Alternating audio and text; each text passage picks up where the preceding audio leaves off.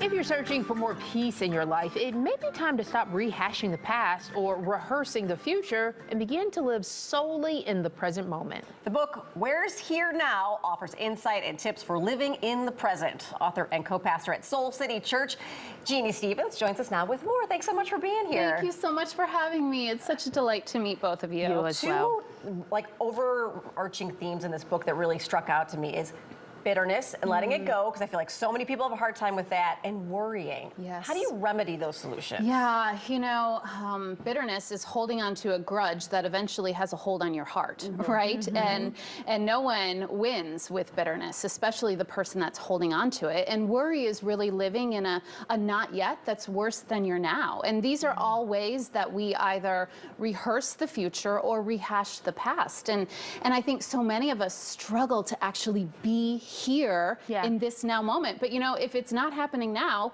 it's not happening. Right? Exactly. Right? Yeah. At some point, it will be the past. Right. That's right. So how do you, in trying to let go of the bitterness, do you have to forgive the person or the situation?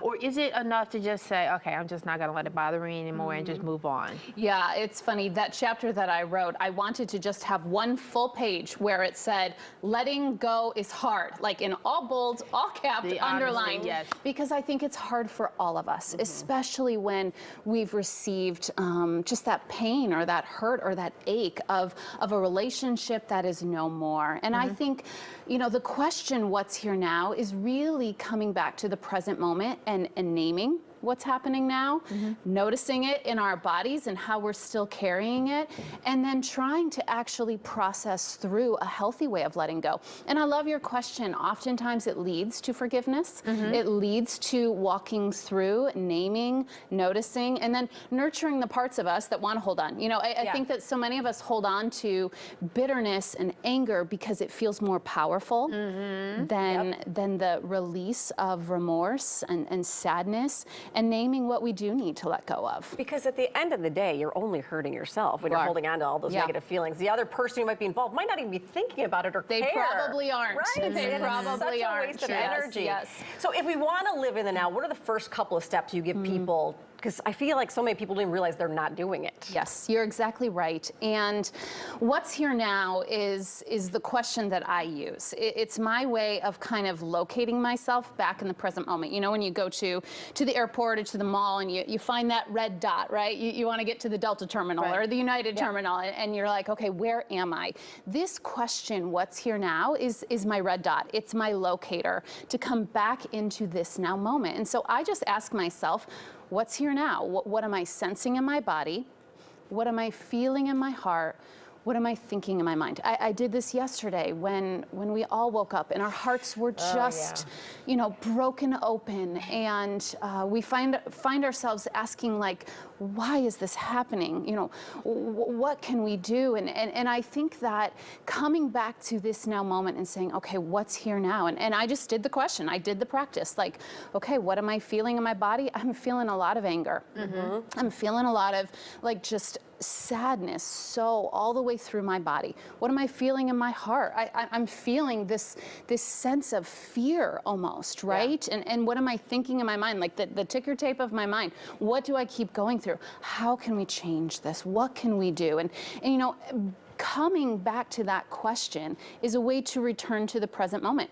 I used the question with my kids yesterday before they went to school. Like, what's here now? What are you feeling in your body?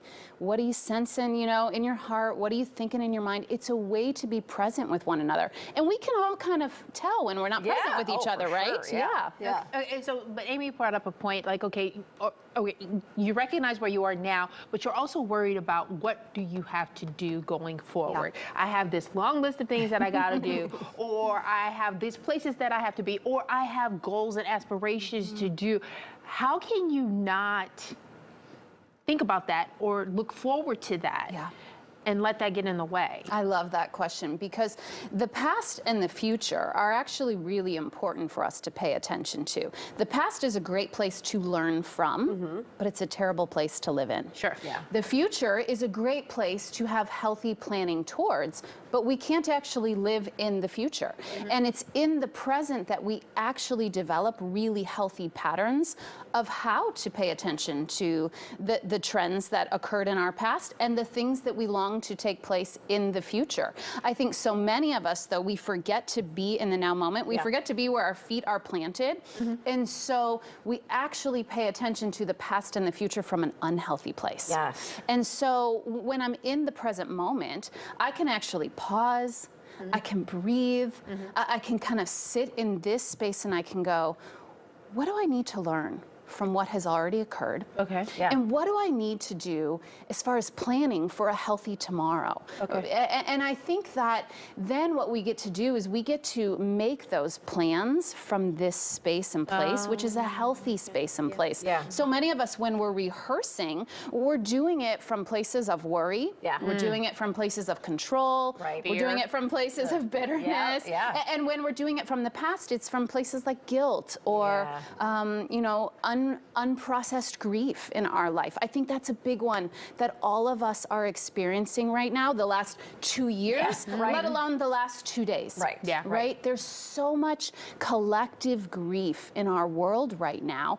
And when we don't actually pause, notice that grief, pay attention to what that grief wants to do and produce and grow in us, we end up responding from our past from really unhealthy places.